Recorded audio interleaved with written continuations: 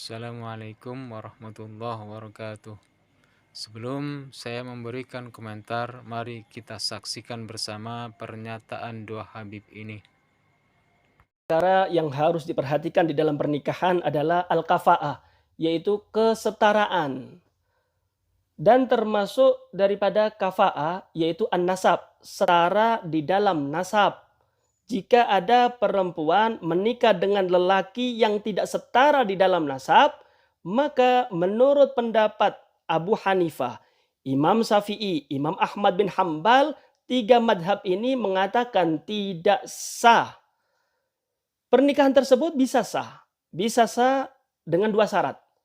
Ridhol mar'a wa ridho waliha. Perempuannya ridho, walinya juga ridho. Maka tiga madhab. Abu Hanifah, Imam Syafi'i, Imam Malik mengatakan sah walaupun tidak setara di dalam nasab. Dalam masalah ini, Imam Ahmad bin Hambal mempunyai pendapat sendiri. Beliau mempunyai dua pendapat, dua riwayat. Yang pertama mengatakan tidak sah sama sekali walaupun walinya ridho, walaupun perempuannya ridho. Kenapa? Karena al-kafa'ah haqqun lillah. Karena kafa'ah itu haknya Allah Subhanahu wa taala, tidak bisa digugurkan oleh siapapun. Yang kedua, beliau mengatakan pernikahan yang tidak setara di dalam nasab bisa sah dengan dua syarat. Ridhol mar'a wa auliyaiha qaribihim wa ba'idihim. Perempuannya ridho, wali perempuan baik yang jauh maupun yang dekat, mereka semua juga ridho, maka sah itu pernikahan. Nah, pendapat Imam Ahmad bin Hambal inilah yang dipegang dan diamalkan oleh salaf-salaf kita para alawiyin fi tazwiji banatihim. Kenapa sih salaf kita kok memilih pendapat Imam Ahmad bin Hambal, kok begitu keras di dalam masalah pernikahan? Ada dua alasan. Yang pertama, untuk menjaga nasab mulia, yaitu nasab Nabi Muhammad SAW, jangan sampai terputus. Yang kedua, ketika ada Sarifah menikah dengan non sayyid, maka ini akan terjadi aib, cacat. Dan aib ini akan dirasakan oleh seluruh alawiyin yang mendengarkan, yang mengetahui tentang pemutusan nasab tersebut. Jadi agar tidak terjadi semua, agar kedua ini dijaga oleh Allah Subhanahu wa taala, jangan sampai aib ini terjadi dalam alawiyin, jangan sampai keturunan Nabi Muhammad ini terputus, maka alawiyin, salaf kita memilih pendapat Imam Ahmad bin Hambal. Kalau ada Sarifah menikah dengan non sayyid, menurut Imam Ahmad bin Hambal, pendapat pertama tidak sah sama sekali walaupun Sarifahnya ridho, walaupun walinya ridho. Yang kedua, ketika ada Sarifah menikah dengan non sayyid, ini bisa sah dengan dua syarat. Sarifahnya ridho dan walinya Sarifah ini juga ridho. Wali yang jauh maupun yang dekat, mereka semua ridho. Artinya, kalau ada lelaki yang mau menikah dengan Sarifah, selain dia mendapatkan ridho Sarifah, dia laki-laki tersebut harus mendapatkan ridho seluruh habaib, seluruh keturunan hababah Fatimah Zahra yang ada di dunia. Harus ridho. Ini adalah perkara yang mustahil. Karena itu hati-hati, jangan sampai kita salah berfatwa. Kalaupun ada orang ngeyel, mengatakan, cukup kita ngikuti Imam Syafi'i aja. Sarifahnya ridho, walinya juga ridho, kan selesai. Kan bisa sah itu pernikahan. Memang benar. Pendapat itu memang ada. Akan tetapi yang perlu kita fahami bersama adalah iskotul kafa'a itu rukhso minas syariah. Menggugurkan kafa'a itu adalah rukhso daripada syariat. Jadi kalau rukhso itu bisa diamalkan ketika tidak berkaitan dengan maksiat. Karena kaidah fikih mengatakan innar rukhos la tunatu bil ma'asi. Rukhso dari syariat ini bisa diamalkan ketika tidak berkaitan dengan maksiat. Jadi kalau ada Sarifah menikah dengan non sayyid, dengan pendapat Imam Syafi'i yang mengatakan ridho Sarifah, ridhonya wali ini cukup. Benar. Tapi perlu Anda ketahui, ini rukhso. bisa gugur ketika tidak berhubungan dengan maksiat. Ketika Anda menikah dengan Sarifah, itu ada maksiat di dalamnya. Apa maksiatnya? Anda menyakiti hati para Alawiyin. Kalau Anda menyakiti hati para Alawiyin, mau tidak mau Anda menyakiti hati Hababah Fatimatuz Zahra. Kalau Anda sudah menyakiti hati Hababah Fatimatuz Zahra, berarti Anda sudah menyakiti hati kekasih Allah Subhanahu wa taala, yaitu Nabi kita Muhammad sallallahu alaihi wasallam. Tidak ada satu habaib pun, bahkan tidak ada satu Sarifah pun. Bukan habaib. Kalau di zaman sekarang ini kebalik. Zaman sekarang kita ini cinta kebalik. Kita cinta kepada Habib, tapi gak cinta kepada Sarifah. Kita. Zaman sekarang hakaza ya ikhwan dan kawan. Kita anggap bahwa keturunannya Nabi Muhammad ini cuma Habib saja. Sedangkan Sarifah enggak. Sehingga kita berani kurang ajar dengan Sarifah. Kita berani mengentengkan Sarifah, bahkan berani mengawini Sarifah. Waliyahzubillah, gimana ente mau dapat syafaat? Al-Habib Salim, guru daripada Habib Hasan, beliau mengatakan seorang yang bukan habaib, bukan daripada Bani Alawi, menikahi Sarifah yang darahnya bersambung dengan Nabi Muhammad SAW, sampai hari kiamat ibadahnya ditolak sama Allah Subhanahu wa taala, terkecuali bisa mengembalikan keperawanan Sarifah tersebut. Kalau berpikir, jangan bangga ente kurang ajar sama Sarifah. Sarifah zuriyahnya Nabi Muhammad SAW. Jangan bangga kawin Sarifah. Perlu kita ketahui bahwa Imam Syafi'i, beliau mengatakan ketika perempuan menikah dengan non sayyid, perempuannya ridho dan walinya juga ridho, maka itu sah, sudah cukup. Dan ditambahkan lagi oleh Imam Ahmad bin Hambal, yaitu ketika wali yang jauh ridho dan wali yang dekat itu ridho, maka sah. Pada intinya kafaah nasab para habaib katanya mengikuti mazhab Imam Ahmad bin Hambal, mengikuti dua riwayat mazhab Imam Ahmad bin Hambal. Akan tetapi di sini ada kejanggalan, ada sesuatu yang berlebihan, yaitu yang pertama mengatakan bahwa al-kafa'atu hakun lillah, dan mengatakan bahwa jikalau nasabnya tidak sama maka tidak sah sama sekali. Maka pendapat Imam Ahmad yang pertama ini sangat janggal dan meragukan, karena apakah benar sekelas Imam Ahmad bin Hambal ini mengatakan bahwa nasab, kesetaraan nasab itu adalah hak dari Allah, padahal Allah Subhanahu wa taala melalui syariat yang dibawa oleh Nabi Muhammad SAW tidak meminta kesetaraan nasab, akan tetapi yang diminta adalah kesetaraan akidah Islamiyah, sama-sama beragama Islam. Maka nasab adalah bukan dari hak Allah tetapi hak ikhtiar dari manusia itu sendiri.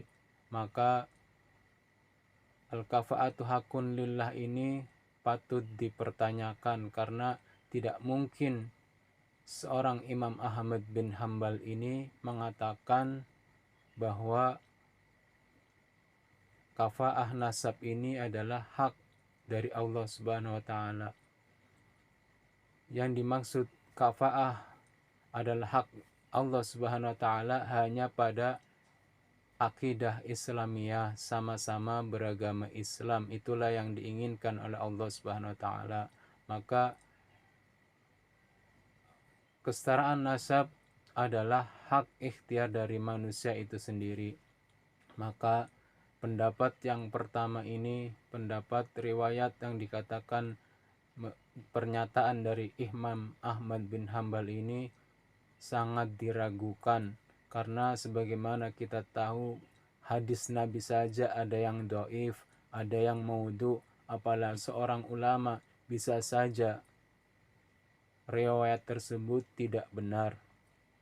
Maka perlu kita pertanyakan, karena sekelas Imam Ahmad bin Hambal masa mengatakan bahwa al-kafa'atu hakun lillah, dan ini sangat-sangat perlu dipertanyakan kebenarannya.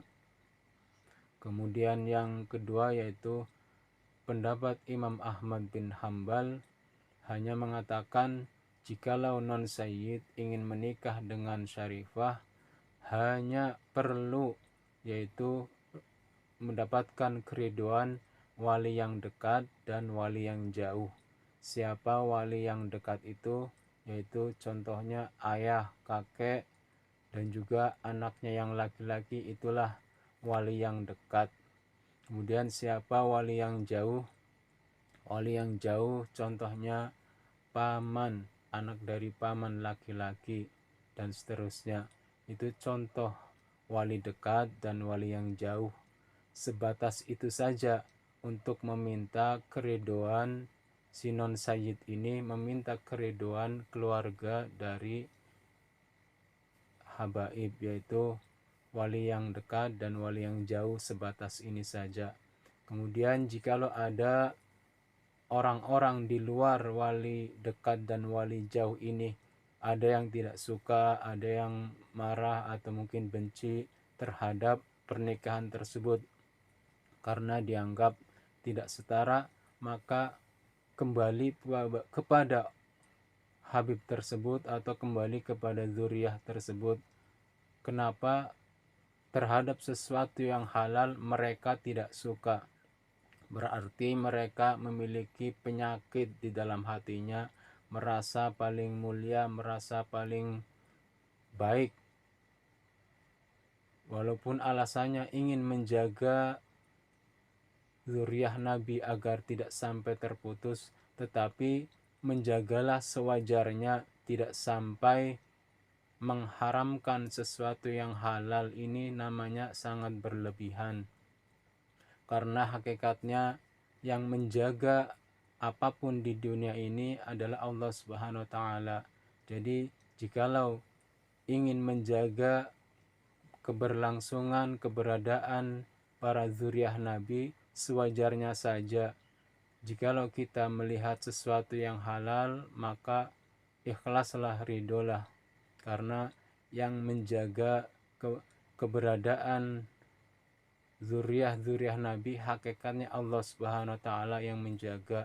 Jikalau Allah menghendaki ada, maka akan terus berada keturunan Nabi Muhammad sampai hari kiamat. Maka zuriyah Nabi sewajarnya saja di dalam menjaga keberlangsungan atau keberadaan para zuriyah Nabi. Tidaklah berlebihan sampai mengharamkan sesuatu yang sudah halal, karena Imam Ahmad bin Hambal hanya mensyaratkan jikalau wali yang dekat dan wali yang jauh sudah ridho, yaitu sebatas tadi apa yang sudah disebutkan, maka tidak perlu memerlukan keridoan yang lainnya.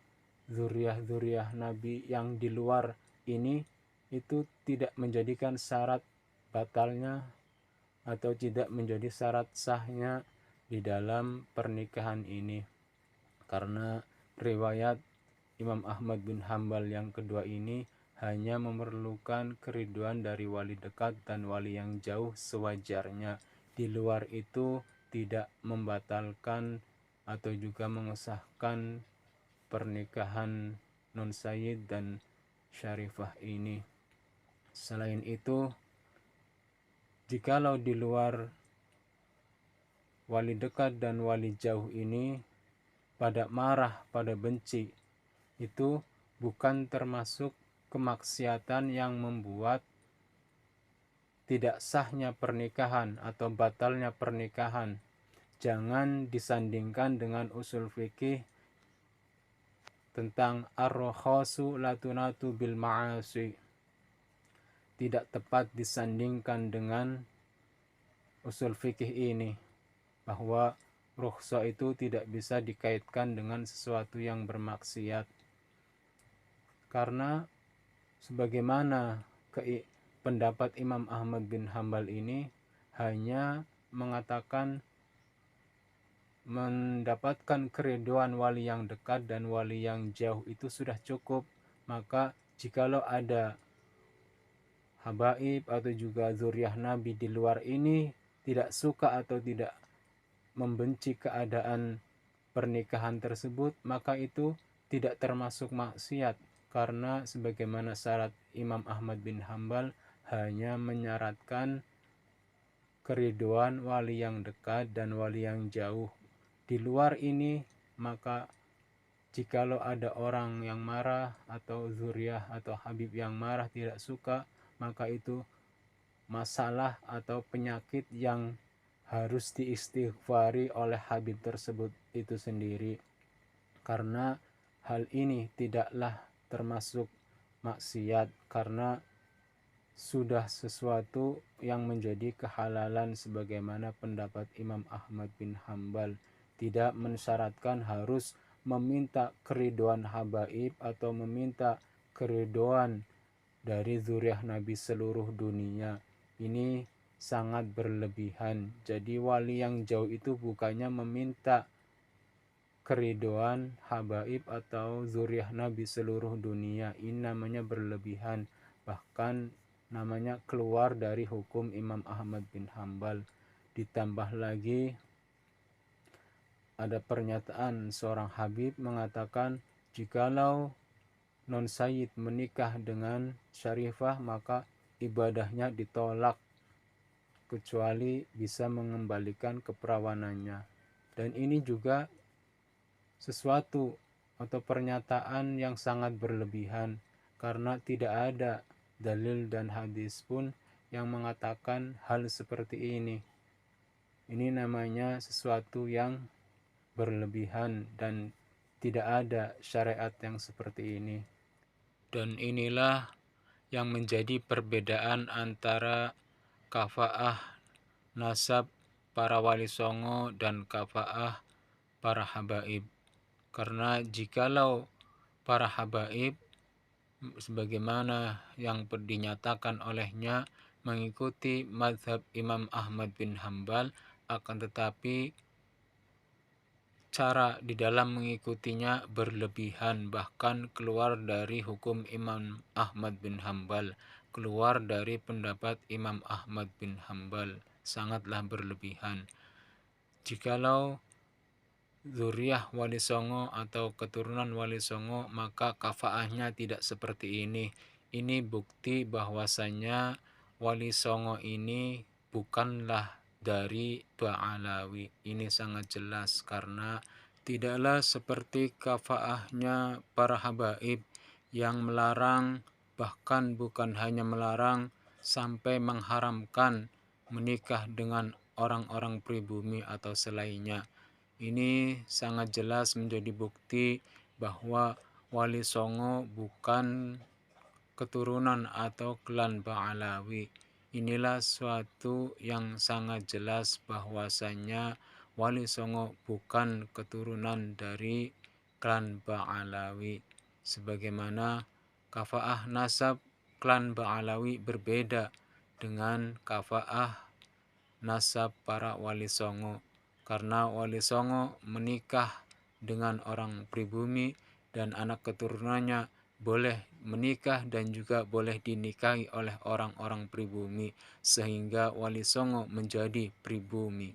Karena yang menjadi prioritas wali songo atau juga zuriyahnya wali songo ini yaitu yang terpenting adalah beragama Islam, berakal, berilmu, berakhlak, bertakwa kepada Allah Subhanahu wa taala, karena inna akramakum indallahi atqakum, sungguhnya di antara kalian yang paling mulia di sisi Allah hanyalah orang-orang yang bertakwa.